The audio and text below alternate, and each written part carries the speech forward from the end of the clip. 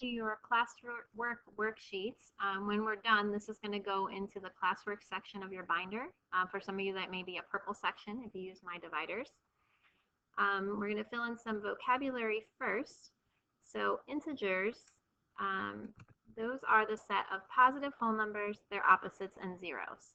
So it's basically numbers that don't have fractions or decimals to them. And we can fill in some examples here. Some examples of integers would be negative 27, 3, 0, negative 12, 194. Those are all integers. Positives, negatives, and 0 that don't have fractions or decimals. And then two numbers are opposites if they're the same distance from 0 on a number line, but in opposite directions. So, for example, negative 6 and 6 are opposites because negative 6 is 6 units to the left of 0, and positive 6 is 6 units to the right of 0. So they're the same distance away, but different directions. So now let's take a look at some examples here. Number 1, finding an opposite. Find the opposite of 2. So the opposite of 2 is going to be negative 2 because 2 and negative 2 are each 2 units from 0, but they're going in opposite directions.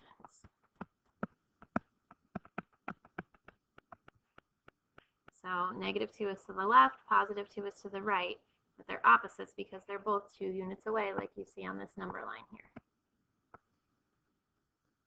Sorry about that. All right, so then you're going to try these quick check problems, pause the video, and then hit play when you're ready to check your answers. All right, so letter A, the opposite of negative 8 is 8. The opposite of 13 would be negative 13. And the opposite of negative 22 is positive 22 or just 22.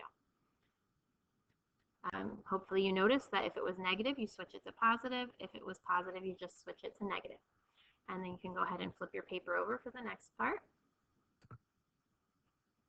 Example 2, adding opposites. We want to know what's the sum of negative 5 plus 5. So sum means we're doing an addition problem.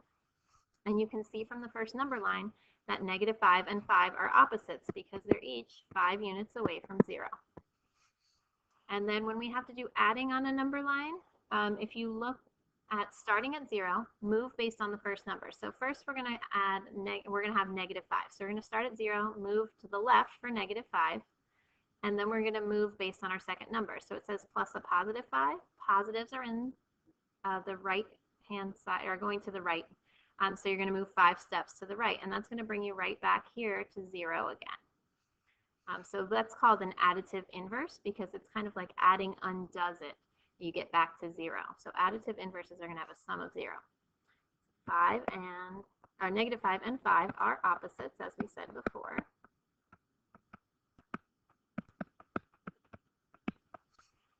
So they are additive inverses, and the sum of additive inverses is always 0. So negative 5 plus 5 is 0. Next example, we're going to compare integers and decide what one's greater and what one's less. So it's important to realize that on a number line, the further you go to the left, the lower the number is. So I like to use this little phrase over here. So you're going to fill that in your little bubble. On a number line, left is less. Those L's kind of help me remember. And we want to compare 3 and negative 8 using a less than, an equal to, or a greater than sign in between. So if you look at where they would fall on your number line, negative 8 is 8 units to the left of 0, and 3 is 3 units to the right of 0. And as we said, since left is less, that means the numbers increase in value from the left to the right. So as you go to the right, the numbers are higher. So since 3 is to the right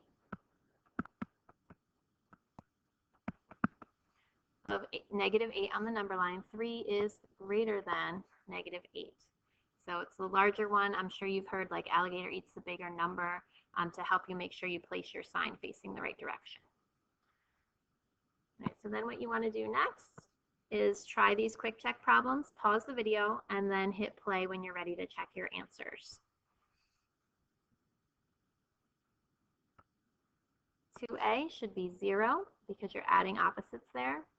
2b, 3 plus 3 is just 6, regular addition. They were trying to trick you and see if you put 0 for everything, but they're not opposites. And then c, negative 5 plus 5 is the same as the problem at the top, but it's 0 because you're adding opposites, so you have those additive inverses. Number 3, on a number line, negative 8 compared to negative 2.